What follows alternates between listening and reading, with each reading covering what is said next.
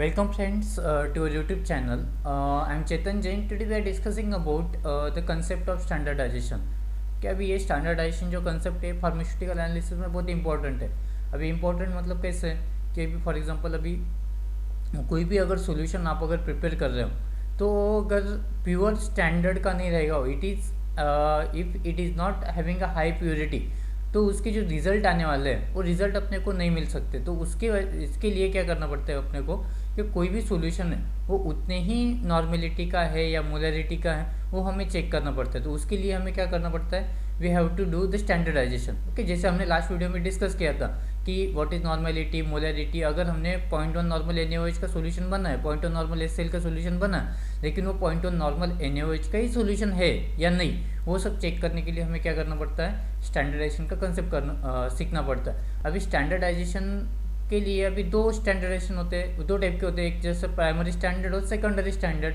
अभी primary standard जो होता है इट इज़ हाई प्योरिटी, अभी हम वो डिस्कस करेंगे what is mean by primary standard. और सेकेंडरी स्टैंडर्ड जो है वो it is not that much high purity. उसके लिए क्या करना पड़ता है अपने को, we have to standardise that particular secondary standard substance with that primary standard. So let's see what is mean by standardisation. Standardisation का अगर कंसेप्ट देखेंगे तो standardisation means the determination of the strength of given sample solution and can be determined by reacting a solution quantitatively with the standard solution. Okay, अभी standardisation जो definition है वो हमें strength determine करनी है। स्ट्रेंथ मतलब इन द सेंस जैसे हमने in last video we are discussing various concentration terms, जैसे हमने कॉन्सेंट्रेशन टर्म्स डिस्कस की, तो वो जो स्ट्रेंथ है वो उतनी है या नहीं वो हमें चेक करना है। ओके, उसके बाद में जो भी रिएक्टिंग सॉल्यूशन है उसके साथ हमें उसका रिएक्शन करना है। फॉर एग्जांपल अभी सेकेंडरी स्टैंडर्ड सब्सटेंस का हमें स्टैंडर्डाइजेशन करना पड़ता है विद प्राइमरी स्टैंडर्ड। तो सेकेंडरी स्टैंडर्ड में जो भी एग्जांपल्स है, जो भी सब्सटेंस है, जो भी सॉल्यूशन है, उसका हमें प्राइमरी स्टैंडर्ड के साथ क्या करना पड़ता है, उसका रिएक्शन करना पड़ता है। उससे हम क्या कर सकते हैं, we can do the standardisation of that particular secondary standard substance. अभी इसके अंदर दो टाइप्स होते हैं, एक प्राइमरी स्टैंडर्ड और सेकेंडरी स्टैंडर्ड। अभी प्राइमरी स्टैंडर्ड मतलब क्या, primary standard is nothing but it the solution of known strength. अभी नॉन स्ट्रेंथ मतलब क्या कि प्राइमरी स्टैंडर्ड के अंदर जो सब्सटेंस है, अभी फॉर एग्जांपल ऑक्जेलिक एसिड इसके अंदर आता है, तो ऑक्जेलिक एसिड जो एग्जांपल यहाँ पे हमने लिया, तो ऑक्जेलिक एसिड का अगर हमने 0.1 नॉर्मल HCl सॉल्यूशन बनाया तो वो क्या रहेगा, नॉन स्ट्रेंथ का होगा। 0.1 normal is the non strength made from the substance of high purity. जो भी सब्सटेंस रहेगा, जो भी सोल्यूट हम इसमें ऐड करेंगे which is having the high purity which satisfy the following condition, वो कैसा होना चाहिए, इसकी कंडीशन क्या क्या होनी चाहिए वो हम अभी डिस्कस करेंगे। कि it should be highly stable, वो क्या होना चाहिए, हाईली स्टेबल होना चाहिए। वो भी जो ऑब्टेन होगा अपने को which is obtain in the pure state, उसका मोलिकुलर वेट हाई होना चाहिए। उसके बाद में उसकी सोल्युबिलिटी जो है वो सबसे ज़्यादा होनी चाहिए, स्पेशली इन द वाटर। क्योंकि हम जब कोई भी सोल्यूशन अगर बनाते हैं तो वाटर ज़्यादा से ज़्यादा हम यूज़ करते हैं, तो वाटर में ज़्यादा से ज़्यादा वो सब्सटेंस वो सोल्यूबल होना चाहिए। अभी अगर आप सोडियम कार्बोनेट लेंगे तो sodium carbonate is soluble in water. जैसे हमने पोटेशियम हाइड्रोजन थैलेट ले, it is soluble in water. Okay, तो कोई भी एग्जांपल हो लेकिन वो पर्टिकुलर वाटर में सोल्यूबल होना चाहिए, या वी कैन से दैट जो भी सॉल्वेंट हमें यूज़ करना है that particular we can say that solution बनाने के लिए, तो उसके अंदर वो हाईली सोल्यूबल होना चाहिए। ओके, तो ये हो गया अपना what is mean by primary standard. लेकिन अभी इसके अंदर कौन से सब्सटेंस आते हैं that we have to discuss. अभी अगर हमें यहाँ पे वेरियस एग्जांपल दिए, sodium carbonate, THAM, KHP, KHiO3, oxalic acid, potassium dichromate, sodium oxalate. अभी ये एग्जांपल क्या है और कौन सा सब्सटेंस हमें कौन से टाइट्रेशन में यूज़ करना है दैट विल डिस्कस। अभी अगर आप प्राइमरी स्टैंडर्ड यूज़ कर रहे हो फॉर टाइट्रेशन ऑफ एसिड्स, अगर आपको एसिड का टाइट्रेशन करना है तो आप वहाँ पे सोडियम कार्बोनेट और THAM यूज़ करते हो।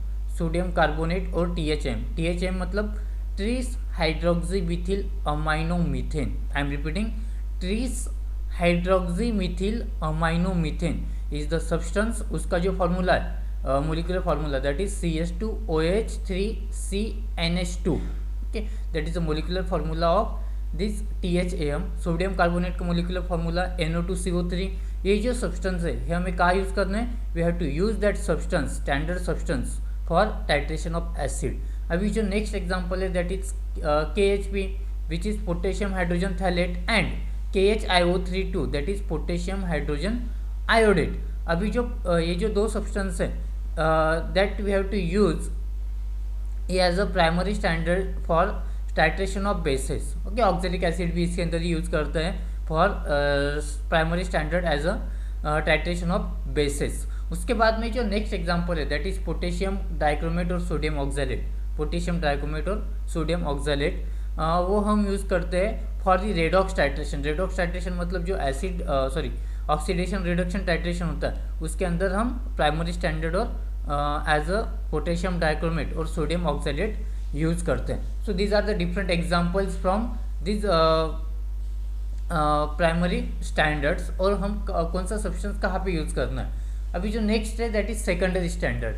अभी जो सेकेंडरी स्टैंडर्ड सब्सटेंस होते हैं दीज आर द सब्सटेंस और solution of having non strength.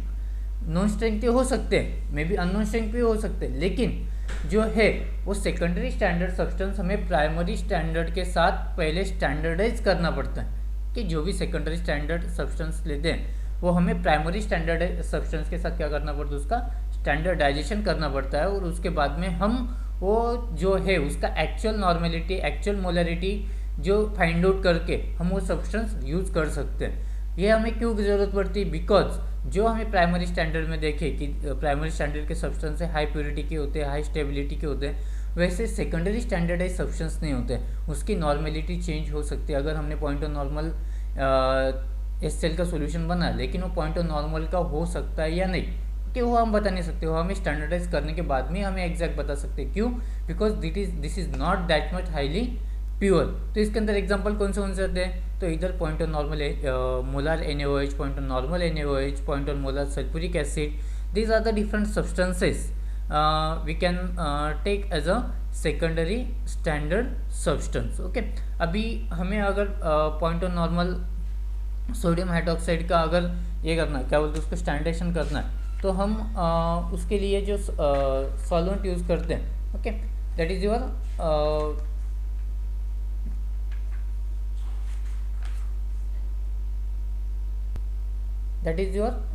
we can say that